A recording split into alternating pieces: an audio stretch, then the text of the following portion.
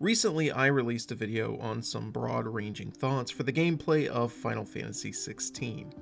This video did not include any of my perspective on the PAX showcase or recent updates since then for Final Fantasy XVI, as the audio had been recorded prior to any of that footage airing.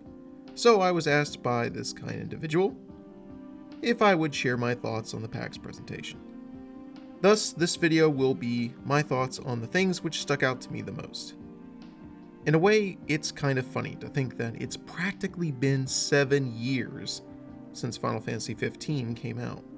The time has certainly flown by. 16 feels like a welcome home party after being away on tour for an extended amount of time. I've always had this belief that Final Fantasy XVI would be able to truly make the most of something which I believe Final Fantasy as an IP is uniquely able to provide. This being the concept of high fantasy on an absolute mythological scale. To me, that is one of the greatest strengths of the franchise. Its ability to simply be epic and grandiose in its world building and narrative nature. The player almost feels as if he or she has been transplanted into something akin to a Greek epic like the Iliad or the Odyssey. So seeing that we are able to progress through a story where Clive is growing up before our eyes and becoming a man throughout the journey, that is just really cool to me. I've always been fond of the idea of seeing a character progress in more than just an emotional or philosophical sense.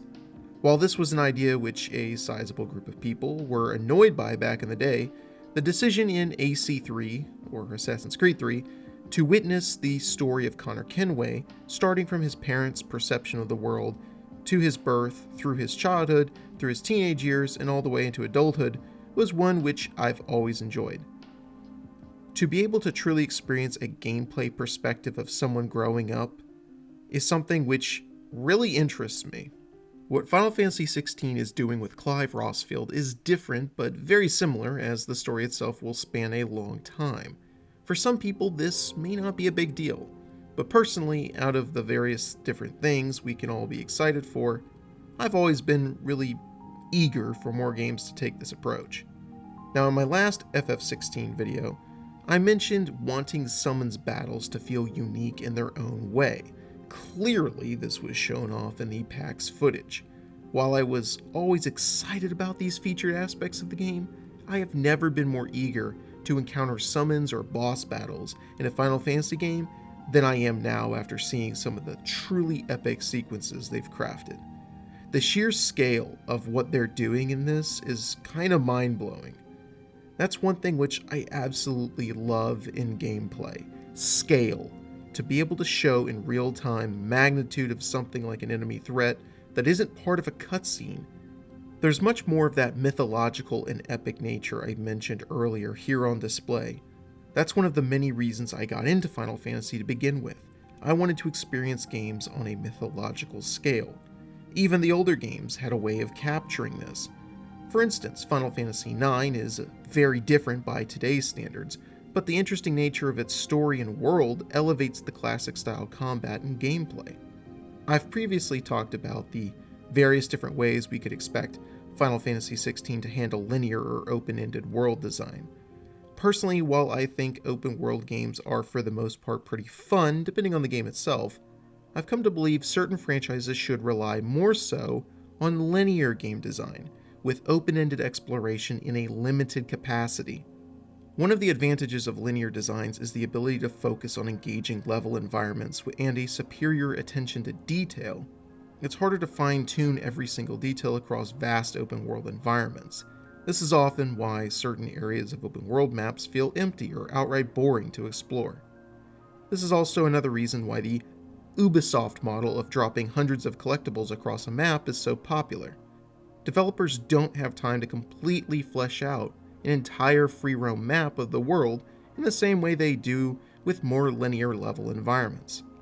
But it seems Final Fantasy XVI is taking a hybrid approach. Exploration is still encouraged, and there is much more than collectibles to do in the more open areas of the game.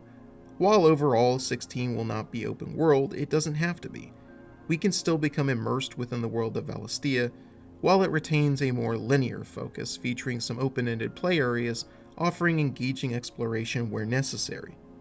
Overall, these three pillars of uniqueness, as I call them, the summons battles, the open-ended level design, and the decade-spanning story are the biggest highlights of the game, so far for me personally.